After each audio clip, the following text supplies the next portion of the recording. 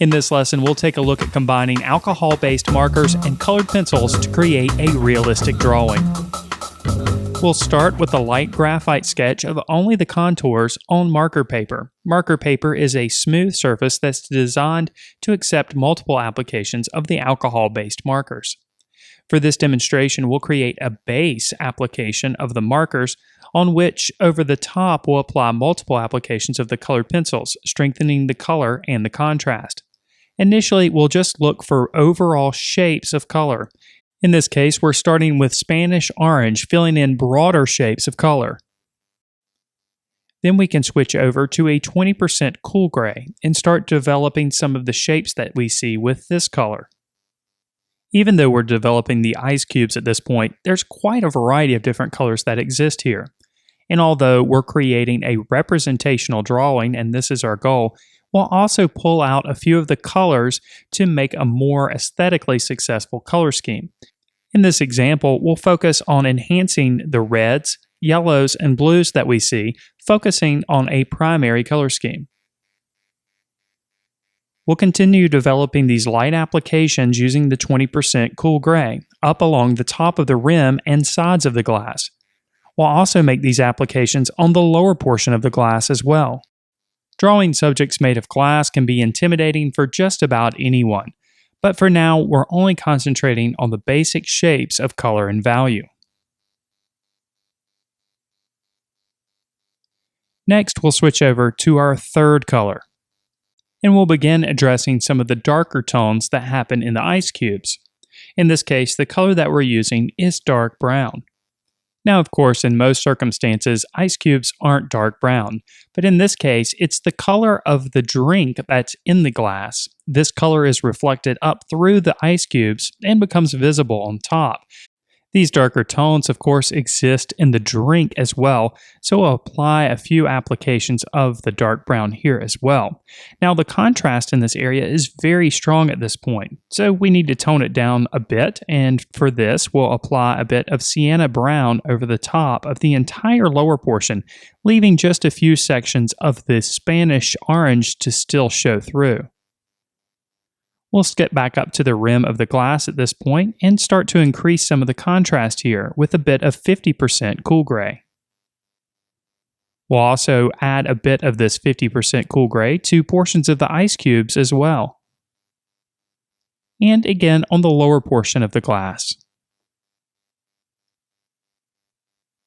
Typically, when we're drawing glass subjects, we're going to notice that we have areas of strong contrast that happen. Usually there aren't transitions of value, meaning a gradation from light to dark. Usually it's a stark change between light and dark values. We can clearly see this on the bottom portion of the glass and the upper portion of the glass.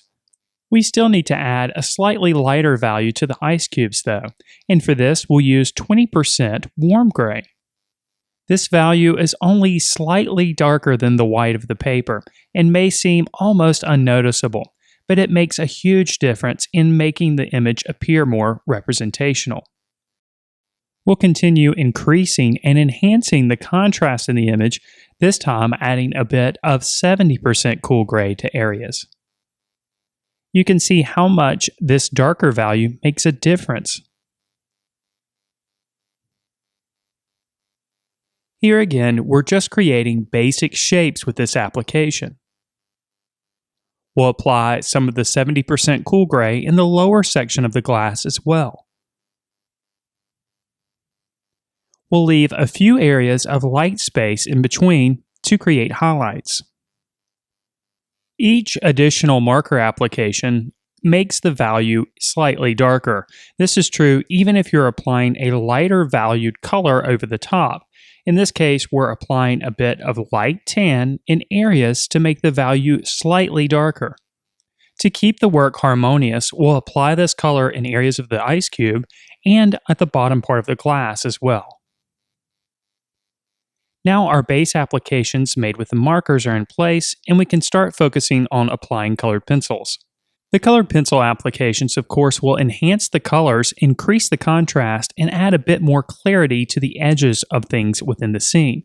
We'll start with an application of indigo blue in the areas of darkest value on the ice cube. We'll enhance and strengthen the colors with a bit of Spanish orange, and we can also create transitions of value using a bit of the color sand and various different grays. To smooth transitions even further, we can go over the top of these applications using a colorless blender. This colorless blender will remove some of the texture that's left behind by the colored pencil applications, creating a more smoother appearance. Lighter valued colors can also achieve the same effect. We can burnish colors using sand or even a white colored pencil. To make the values even darker, we can go over the top with a bit of dark umber. We want the indigo blue to be dominant in many of the darker areas of the ice cubes. Because this color is a cooler color, and also because it's part of the primary color scheme that we want to accentuate in this drawing. We'll continue developing the colors on the ice cubes that extend out from the cola, working our way from the left to the right. We'll continue darkening the values with a combination of dark umber and indigo blue, allowing that indigo blue to be dominant.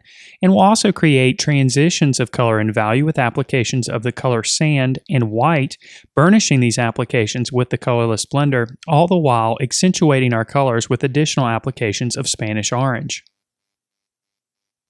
Even the visible portion of the cola that can be seen through the glass on the right side of the glass features the same color combinations. Dark umber and indigo blue are layered to create a dark value. Transitions of value are accentuated using various grays and then burnished with a colorless blender. We also have areas of highlight that can be accentuated with applications of white. Right along the area where the cola actually meets the glass, we have a very strong defined line.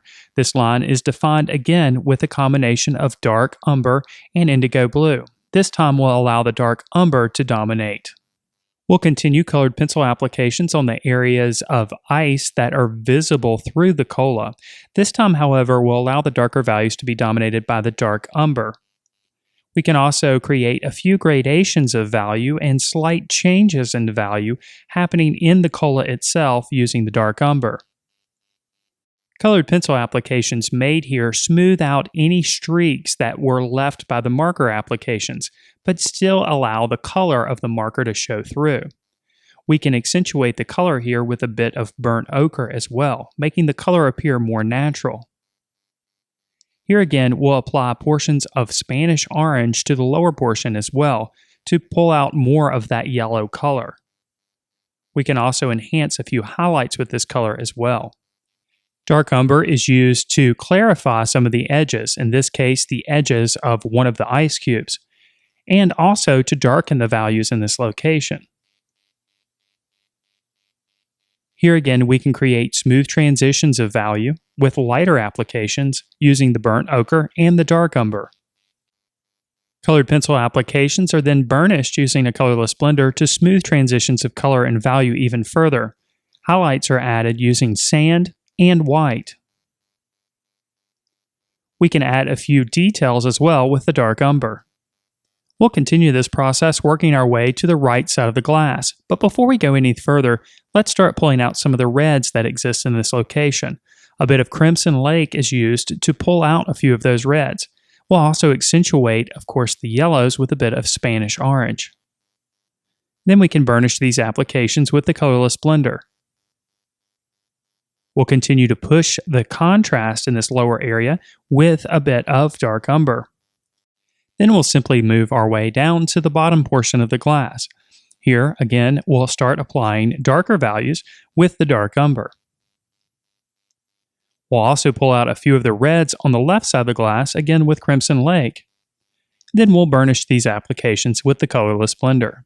Subtle transitions of value and additional details, of course, can be added using the dark umber. Using the same color combination, we'll work our way to the middle and right side of the bottom portion of the glass, again applying dark umber in the areas of darkest value, and then accentuating colors using Spanish orange, a bit of burnt ochre, and of course adding a few additional highlights. Of course, a bit of Crimson Lake is also added here before being burnished with the colorless blender. A few strong highlights are added on the lower portion with a white. And we'll also strengthen up some of the darker values on the bottom portion of the glass, again sticking with our dark umber. It may seem like there are loads of different colors that exist in this drawing, but actually you can see that there's only a few different colors. It's all in how these colors are layered over the top of the marker applications, how much pressure you place on these applications, and then how they're blended or burnished into the surface with a colorless blender. There's no real need to go out and buy every single pencil. As you can see, you can create a variety of different colors with just a few. Now we'll begin with our colored pencil applications on the lower portion of the glass. We'll start by adding bits of blue with the indigo blue, and then go over the top of it with a variety of different grays. We'll burnish these applications with the colorless blender. Over the large portion of white, we'll add an application of 50% French gray. This color is only slightly darker in value than the white of the paper. We'll burnish it with the colorless blender. Then we'll start darkening up some of the values down here. We'll apply dark umber to make some of the values a bit stronger or darker, and then over the top we'll apply a bit of indigo blue, making the value appear a little bit cooler. We'll burnish these applications with a colorless blender. We'll repeat this process for all three of the darker sections of value that happen on the very bottom portion of the glass. We'll add a bit of variety to the stripes of darker value that happen in the center portion. And then we'll add a few highlights with a white. 50% French gray is used to ease transitions of color and value on either side of the lower portion, and to define the edges of the lower portion of the glass as well. This color is also gently applied to either side of the glass in the upper portion, and then burnished with a colorless blender. We can start defining the edges of the upper rim of the glass now with a dark umber. The contrast here should be strong, so the marks made are bold. The 50% French gray is used here as well. Now we'll develop the shadow and reflection that happens underneath the glass on the table. A bit of 70% cool gray is applied here with a light application. Over the top, we can blend this application with the colorless blender, creating a subtle and small transition from darker values to light.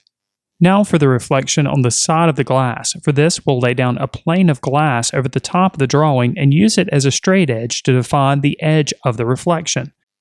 We'll apply white, allowing it to fade in intensity as it extends away from the line that we drew.